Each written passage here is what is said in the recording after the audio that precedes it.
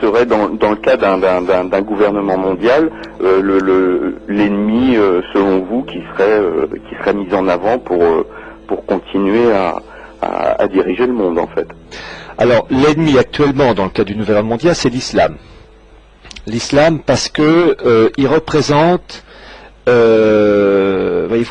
j'évoquais tout à l'heure les problèmes de relations entre certaines communautés. Vous avez des musulmans qui posent problème, il ne faut pas se voiler la face, mais vous avez heureusement des musulmans qui ont un comportement tout à fait honorable et respectable. Et vous avez, de la part du nouvel ordre mondial, une opposition à l'islam, parce que l'islam est encore la seule religion qui apporte un espoir pour l'au-delà. La différence entre un Européen, un Américain et un musulman, c'est que l'Européen ou l'Américain, ils ont peur de la mort. Oui. Le musulman, lui, n'a pas peur, parce que la vie sur Terre n'est qu'un passage, et qu'il aura, le repos de l'âme dans l'au-delà. Et c'est pour l'esprit mondialiste, c'est une concurrence qu'il ne peut pas accepter, car le musulman va pas, ou en tout cas beaucoup moins, se focaliser sur les plaisirs matériels, sur la société de consommation. Oui. Et donc il faut à tout prix détruire cet islam qui ne porte pas au nu l'American Way of Life. Je dois dire, attention, que ce principe-là existait chez les catholiques pendant des générations, mais depuis Vatican II, les catholiques ne sont plus catholiques. C'est complètement paganisé maintenant, ou déchristianisé. Bon, donc l'islam représente encore le dernier. Je suis pas musulman, je suis catholique, mais je reconnais que l'islam est le dernier carré à vraiment s'opposer à un esprit matérialiste, mercantile, car pour la religion islamique, et non pas islamiste, islamique, il y a l'espoir de l'au-delà. La vie sur Terre n'est qu'un passage. Le catholicisme défendait les mêmes principes avant, mais l'Église, non pas l'Église, mais les hommes d'Église ont failli. Bon, donc pour le moment, oui, l'islam représente une menace. Il y a un concurrent, il y a un adversaire utile pour le nouvel ordre mondial et les gnomes de Wall Street et de la City. Donc en fait,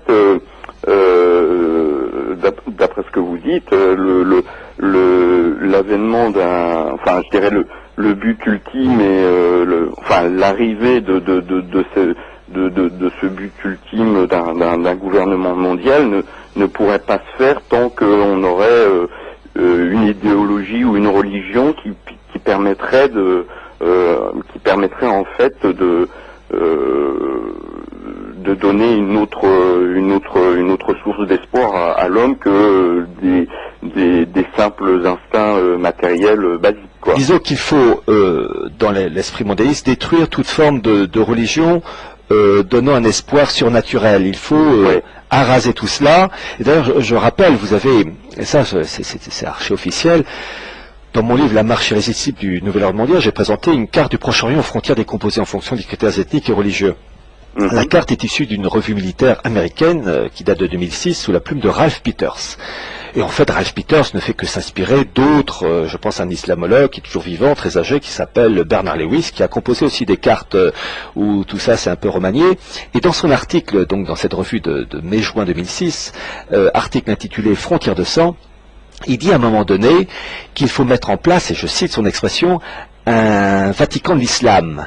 Parce que il dit, en gros, je résume sa pensée, il dit que l'islam est incompatible avec l'esprit actuel et donc il faut changer cet islam. Et on peut le faire qu'avec un sort de Vatican, un clergé qui, ayant l'esprit remanié, un Vatican II musulman, et bien ayant l'esprit remanié, on pourrait donc influencer l'islam pour le rendre adaptable à l'esprit du mondialisme. Et c'est vraiment écrit en toutes lettres.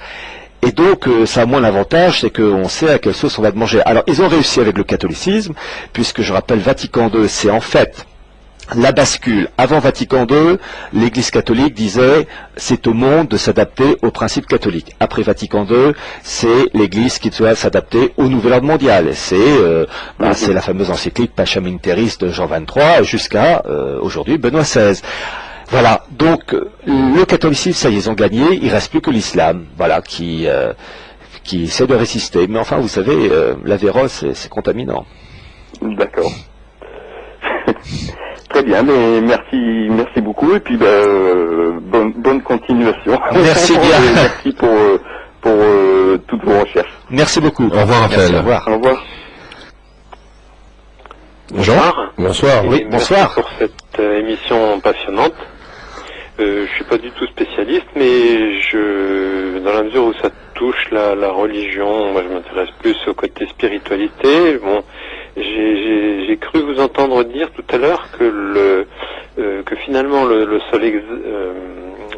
seul obstacle restant à l'établissement d'un nouvel ordre, on va dire, seul obstacle religieux restant depuis Vatican II serait donc l'islam. Mais bon, que faites-vous en quelques mots quand même des milliards de personnes qui ne sont pas effectivement en Europe occidentale, mais qui sont soit bouddhistes ou autres religions hindouistes qui représentent plusieurs milliards de personnes. Oui, ce sont plutôt des concepts philosophiques, philosophico-religieux. Oui. Ce ne sont pas des religions à l'état, entre guillemets, à l'état pur, style catholicisme ou judaïsme ou islam. Là, c'est plus des concepts philosophiques comme un peu Confucius. C'est plus philosophique, une manière de vivre, une manière de concevoir les choses. Mais je vous dis, en matière religieuse, je vous dis, je resterai prudent parce que je ne veux pas aller trop loin dans ce sens que on a affaire à un auditoire très large, toutes les convictions, athées ou pas, et donc en fait c'est un débat sans fin. Je préfère plutôt m'appesantir sur des sujets temporels, d'instituts créés telle année par un tel, financés par un tel, là, qu'on soit croyant ou pas, au moins tout le monde est d'accord. Voilà. Oui, tout à fait.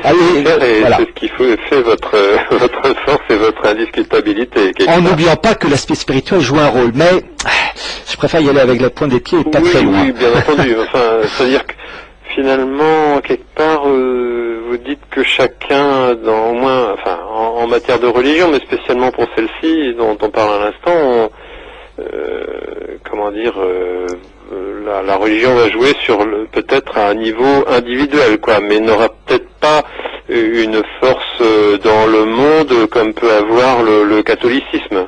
Le catholicisme aujourd'hui, il est complètement délavé. Regardez, quand on voit les réunions des jeunes catholiques, je pense au temps du pape Jean-Paul II, Peace and Love, c'est du Woodstock avec une croix, mais enfin c'est un côté, je veux dire, ça fait pas sérieux, ça fait boîte de nuit, et puis j'ai envie de dire, soyons pratiques, ils se disent catholiques, très bien, est-ce qu'ils obéissent aux préceptes catholiques? Oui, non, bah non, parce que est-ce qu'ils vont à la messe le dimanche? Est-ce qu'ils se confessent minimum une fois par an? Est-ce qu'ils communient? Non. Est-ce qu'ils obéissent aux préceptes? Eh ben 9 cas sur 10, non. Alors ça chante, la gratte, enfin la guitare à la main, mais c'est un côté folklore, voilà.